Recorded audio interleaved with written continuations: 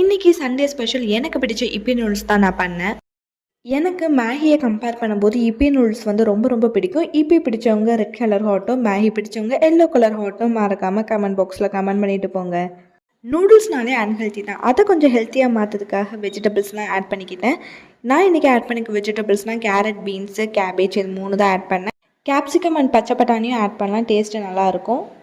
Okay. இப்போ வந்து noodles வந்து என்னோட ஸ்டைலில் எப்படி செய்யலாம்னு வந்து பார்க்கலாம். கொஞ்சோண்டு எண்ணெய் ஊற்றிக்கோங்க. அதில் கடுகு, உளுந்தம் பருப்புலாம் போட்டு செஞ்சாலும் சூப்பராக இருக்கும். பட் நான் இன்றைக்கி அது போடல. நல்லா குட்டி குட்டியாக நறுக்கின வெங்காயத்தை வந்து கட் பண்ணி போட்டுக்கோங்க. அது நல்லா ஃப்ரை ஆகினதும் நம்ம வெஜிடபிள்ஸ் ஒன்று ஒன்றா போட்டு நல்லா ஃப்ரை பண்ணி எடுத்துக்கலாம்.